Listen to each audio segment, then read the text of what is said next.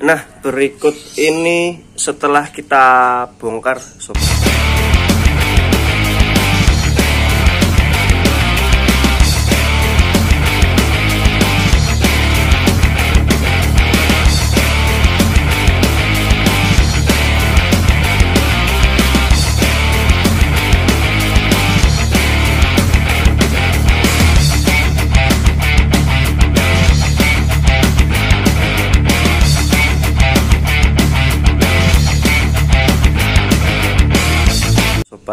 Untuk di bagian piston masih aman ya. Tadi kita analisa itu kerusakan ada di seal klepnya. Ini pistonnya baru aman, nggak ada yang baret sama sekali. Untuk posisi pemasangan ring shakernya pun juga benar, nggak ada yang baret sama sekali ya sobat. Nah, berarti tepat sasaran, kerusakannya ada di seal klepnya sobat. Seal klepnya udah keras atau udah rusak, bocor ya.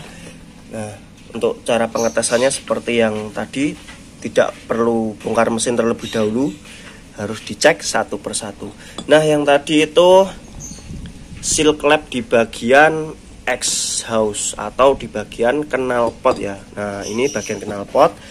Ini seal klepnya saya lepas ya. Nah, coba kita lihat di batangnya. Batang klepnya basah ya.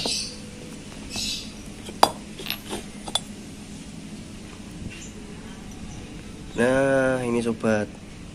Jadi yang di bagian bawah ini warnanya hitam seperti oli ya. Jadi ini indikasinya rembes.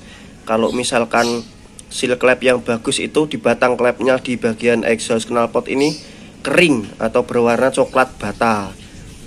Kalau yang di bagian di atas ini wajar, biasa karena di bagian templar itu pelatuk itu kan terendam oli. Jadi yang jadi ciri itu di bawah, yang jadi penanda seal klepnya bocor atau tidak. Nah, terus di bagian in, coba kita lihat. Kalau di bagian in wajar ya, karena untuk jalur masuknya bahan bakar di bagian in.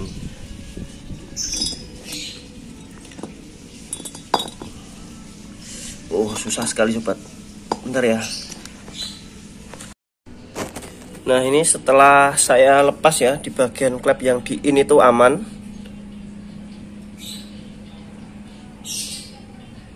Terus ini kerusakannya ada di klep di bagian exhaustnya ya. Ini udah baret semua ini klepnya.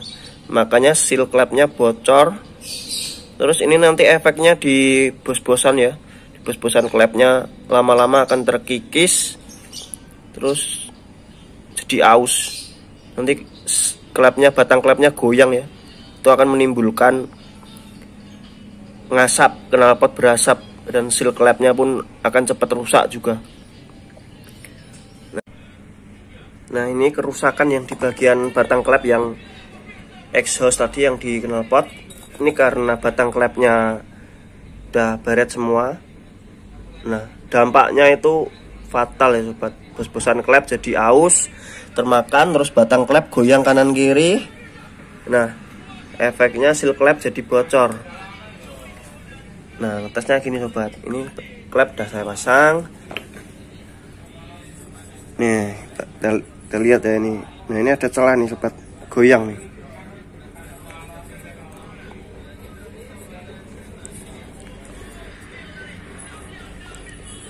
Nah, ini ada celah sobat. Jadi nggak boleh ini di bagian bos-bosan klep itu nggak boleh goyang seperti ini, nggak boleh ada celah. Jadi harus memang benar-benar rapat ya. Ini ada celah. Berbeda sama yang di bagian in.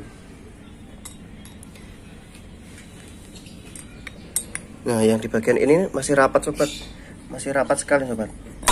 Nah, yang di bagian X sudah kendor.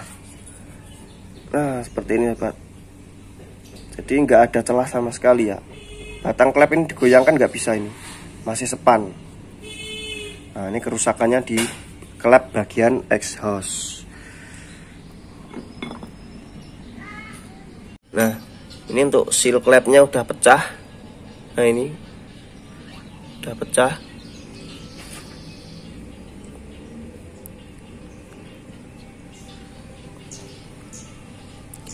Nah ini sobat, jadi kelihatan udah pecah ya sobat.